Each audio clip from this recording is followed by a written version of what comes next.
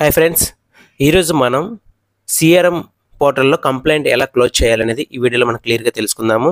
So మనకి ఏదైనా ఒక కంప్లైంట్ వస్తే ఆ కంప్లైంట్ మనము స్టెప్ బై స్టెప్ అంటే ఎలా క్లియర్ చేయాలి, ఎలా ఈజీగా మనము ఆ ఆర్టికల్ ఫైండ్ అవుట్ చేసి దానికి సంబంధించిన రిమార్క్ తీసుకొని ఎలా క్లోజ్ చేయాలనేది ఈ వీడియోలో క్లియర్గా స్టెప్ బై స్టెప్ చూద్దాము. సో ఎవరు స్కిప్ చేయకుండా లాస్ట్ వరకు అయితే చూడడానికి ట్రై చేయండి. ఓకే, ముందుగా మనమైతే సిఆర్ఎం పోర్టల్ అయితే మన యొక్క యూజర్ ఐడి పాస్వర్డ్తో లాగిన్ అవ్వాలి. సో మీ యొక్క యూజర్ ఐడి పాస్వర్డ్తో లాగిన్ అయిన తర్వాత మీకైతే ఇంటర్ఫేస్ అనేది ఇలా ఉంటుంది. So complaint management establish review. So మనకి కంప్లైంట్ క్లియర్ చేయాలి కాబట్టి కంప్లైంట్ మేనేజ్మెంట్ మీద సెలెక్ట్ చేసుకోవాలి. సో ఇక్కడ complaint registration, report and analytics, complaint processing.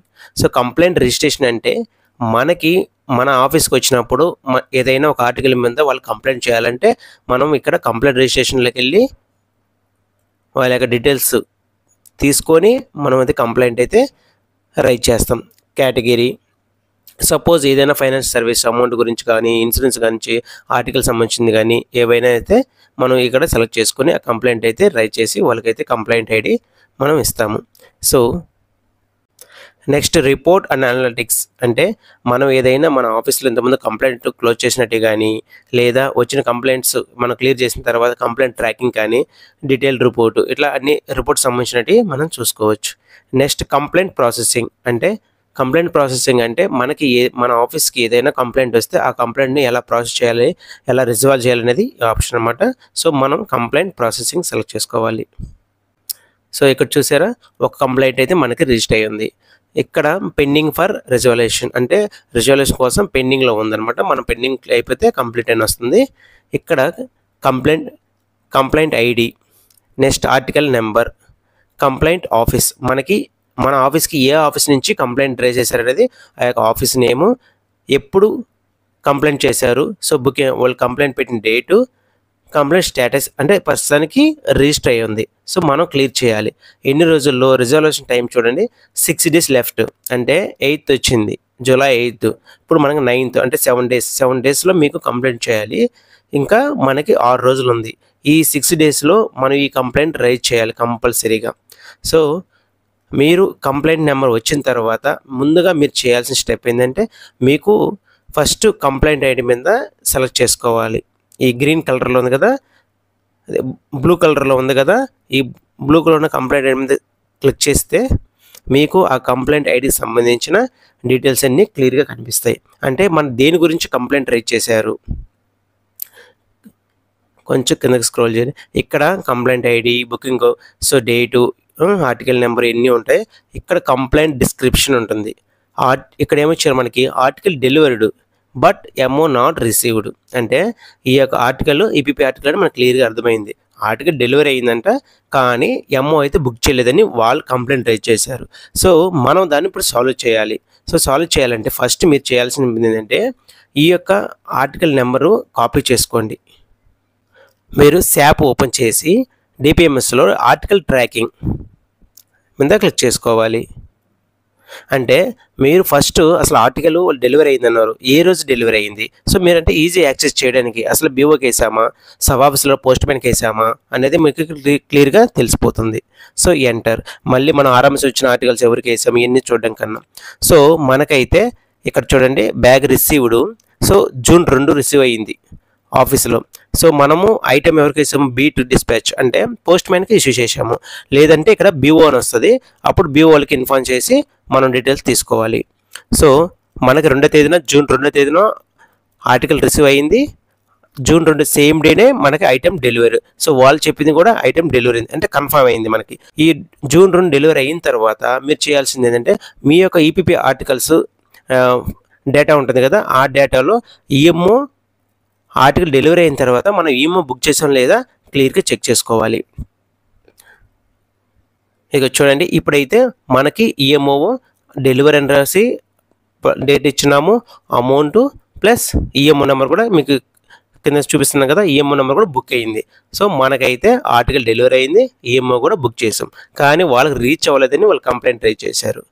So ఇది ఇదే ఈఎంఓ నెంబరు మనం బుక్ చేసిన తర్వాత మనకి డైలీ అకౌంట్కి రిఫ్లెక్ట్ అయిందో లేదు కూడా ఒకసారి క్రాస్ చెకింగ్ చేసుకుంటే మనం సేఫ్ సైడ్ ఉంటాం, అంటే మళ్ళీ అదే కంప్లైంట్ రాకుండా.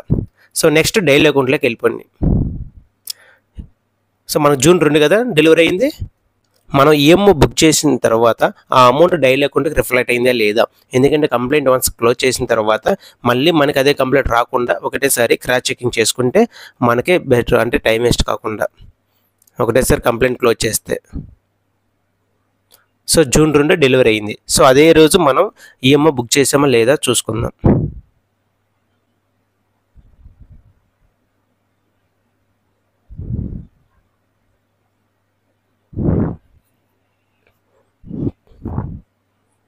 So electronic MO first issue మనకి 1047. సో మనకైతే ఈఎంఓ అయితే బుక్ అయిపోయింది. ఇక్కడ ఎంఓ పోస్ట్ మ్యాన్ ఇష్యూకి రైట్ సైడ్ కూడా 1121 కమిషన్స్. సో కమిషన్ కలిపి మనకైతే అమౌంట్ వచ్చేసింది. ఇప్పుడు మనం కంప్లైంట్ ఈజీగా క్లోజ్ చేయొచ్చు. సో మన కంప్లైంట్ మోడ్లోకి వెళ్ళిపోవాలి. ఇక్కడ మీరు కిందకి స్క్రోల్ చేస్తే రిజాల్వింగ్ అండ్ రూటింగ్ ఉంటుంది. ఇక్కడ సెలెక్ట్ స్టేటస్, ఇక్కడ ట్రాన్స్ఫర్ టు అదర్ ఆఫీస్ ఉంది. అంటే మన దగ్గర బుక్ చేసినప్పుడు ఆ బుక్ చేసిన కంప్లైంట్ అయితే మన దగ్గరే ఉంటుంది. సో ఎక్కడ చేసామో అక్కడికి transfer to other office select చేసుకోవాలి. చేసుకుంటే ఇక్కడ డెస్టినేషన్ ఆఫీస్ ఉంటుంది. సపోజ్ వాళ్ళు అక్కడ బుక్ చేశారు కాబట్టి వాళ్ళు మన పిన్ కోడ్ కొట్టారు కాబట్టి నాకు వచ్చింది.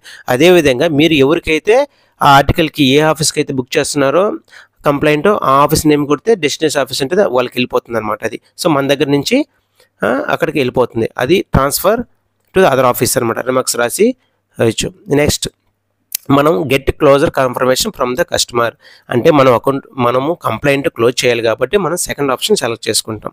ఇక్కడ చూడండి, ఇప్పుడు మనకి ఈఎంఓ బుకింగ్ ఈఎంఓ నాట్ రిసీవ్డ్ అని చెప్పారు కాబట్టి మనం రిసీవ్ కాదని చెప్పి ఇక్కడ రిమార్క్స్ ఇచ్చేస్తాం.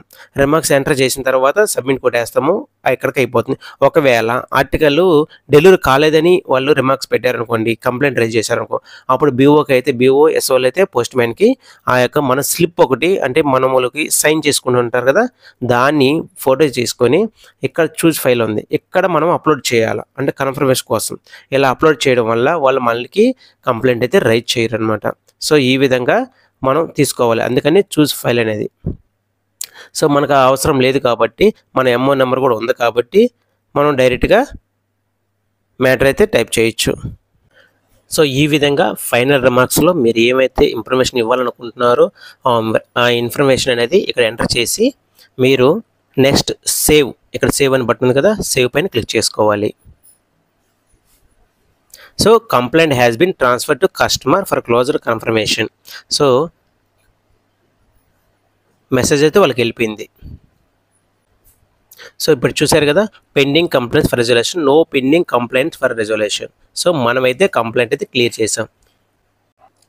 సో కంప్లైంట్ క్లోజ్ అయిన తర్వాత మీరు ఒకసారి ఇక్కడ రిపోర్ట్ అనాలిటిక్లు కూడా చూడండి. ఇక్కడ కంప్లైంట్ ట్రాకింగ్, సో ఇక్కడ మీరు కంప్లైంట్ ఐడి కానీ ఆర్టికల్ నెంబర్ కానీ సెలెక్ట్ చేసుకోండి ఏదో ఒకటి.